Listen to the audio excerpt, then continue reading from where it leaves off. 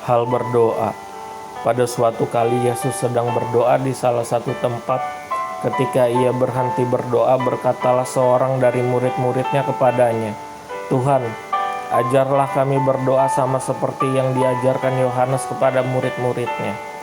Jawab Yesus kepada mereka, "Apabila kamu berdoa, katakanlah, Bapa, dikuduskanlah namamu, datanglah kerajaanmu, berikanlah kami setiap hari makanan kami yang secukupnya, dan ampunilah kami akan dosa kami, sebab kami pun mengampuni setiap orang yang bersalah kepada kami, dan janganlah bawa kami ke dalam pencobaan." Lalu katanya kepada mereka, "Jika seorang di antara kamu pada tengah malam pergi ke rumah seorang sahabatnya dan berkata kepadanya, 'Saudara, pinjamkanlah kepadaku 3 roti, sebab seorang sahabatku yang sedang berada dalam perjalanan singgah ke rumahku dan aku tidak mempunyai apa-apa untuk dihidangkan kepadanya.' Masakan ia yang di dalam rumah itu akan menjawab, 'Jangan mengganggu aku.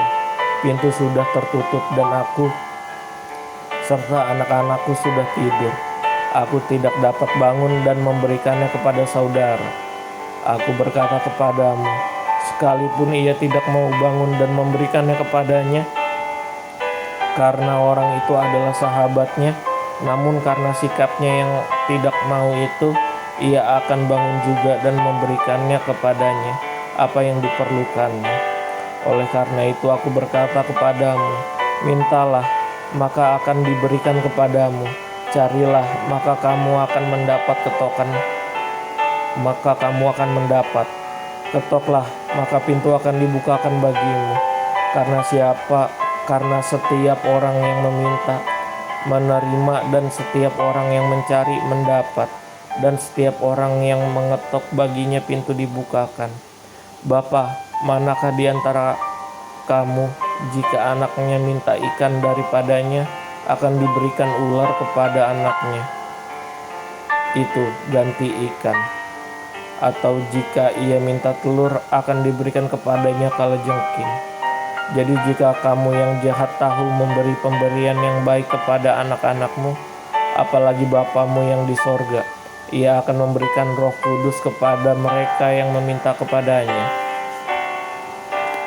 Yesus dan Beelzebul. Pada suatu kali Yesus mengusir dari suatu setan yang membisukan. Ketika setan itu keluar, orang di situ dapat berkata-kata, maka heranlah orang banyak. Tetapi ada di antara mereka yang berkata, "Ia mengusir setan dengan kuasa Beelzebul, pendahulu setan." Ada pula yang meminta suatu tanda dari sorga kepadanya untuk mencobai dia. Tetapi Yesus mengetahui pikiran mereka, lalu berkata, "Setiap kerajaan yang terpecah-pecah pasti binasa, dan setiap rumah tangga yang terpecah-pecah pasti runtuh. Jikalau iblis itu juga terbagi-bagi dan melawan dirinya sendiri, bagaimanakah kerajaan dapat bertahan? Sebab kamu berkata bahwa aku mengusir setan dengan kuasa Beelzebul.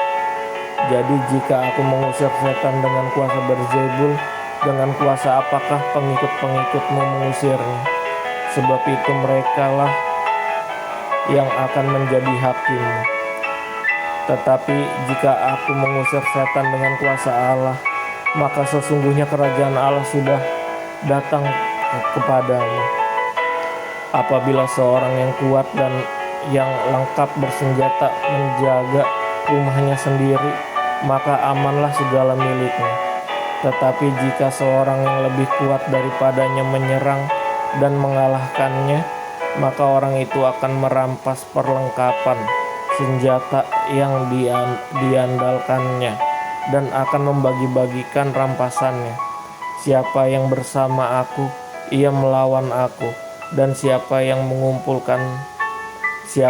tidak mengumpulkan bersama aku, ia mencerai-beraikan." Kembalinya roh jahat. Apabila roh jahat keluar dari manusia, Ia pun mengembara ke tempat-tempat yang tandus, mencari perhentian.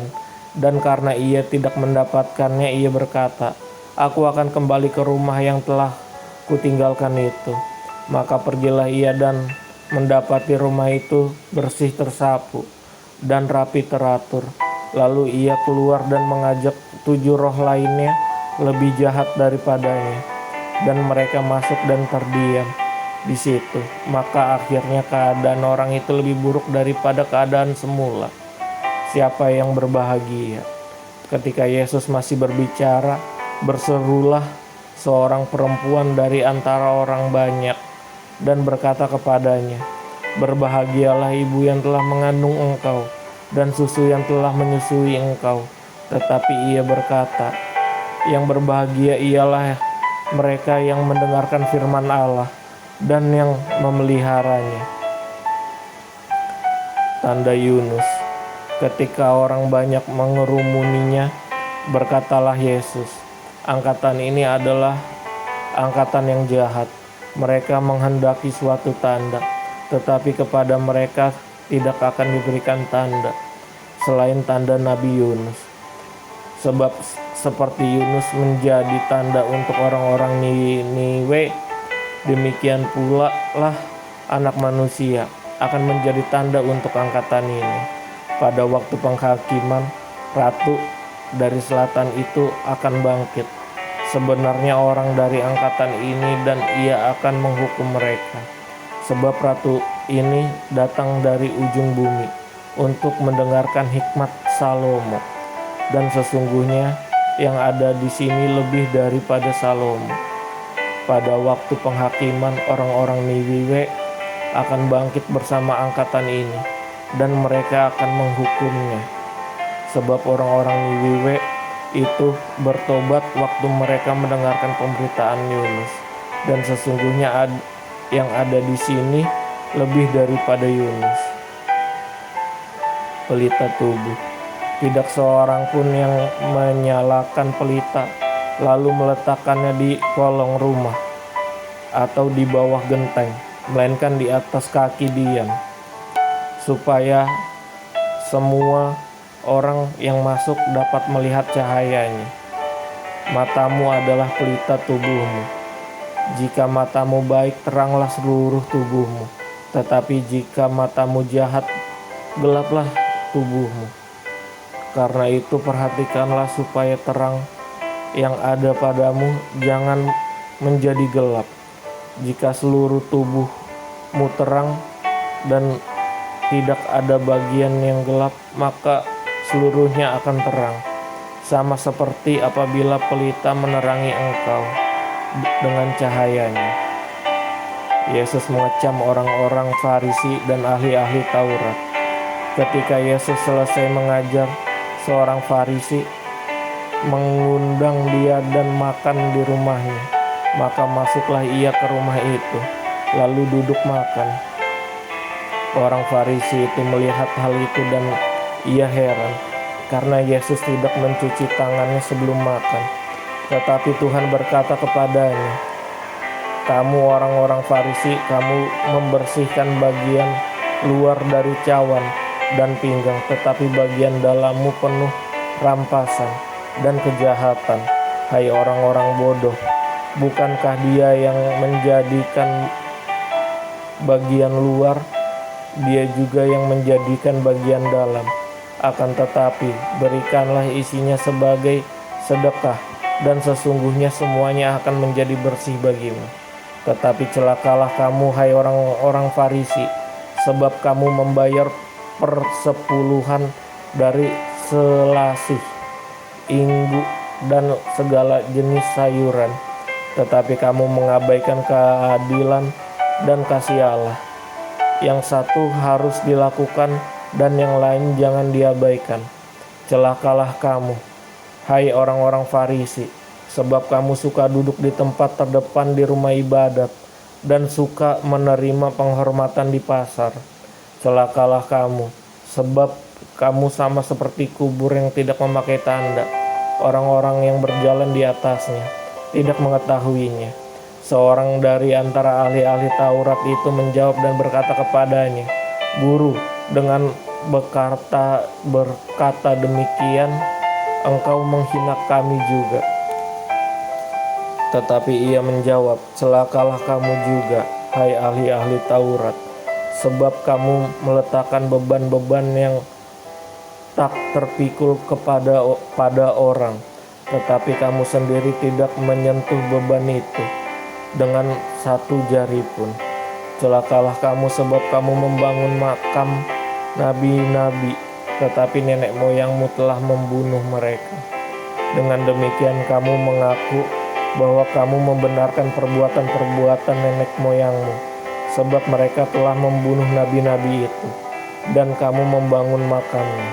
Sebab itu hikmat Allah berkata, Aku akan mengutus kepada mereka nabi-nabi dan rasul-rasul, dan separuh dari antara nabi-nabi dan rasul-rasul itu akan mereka bunuh dan mereka aniaya, supaya dari angkatan ini dituntut darah semua nabi yang telah tertumpah sejak dunia dijadikan, mulai dari daerah Habel sampai kepada daerah Zakaria yang telah dibunuh di antara mesbah dan rumah Allah. Bahkan aku berkata kepadamu, semuanya itu akan dituntut dari angkatan ini. Celakalah kamu, hai ahli-ahli Taurat, sebab kamu telah mengambil kunci pengetahuan.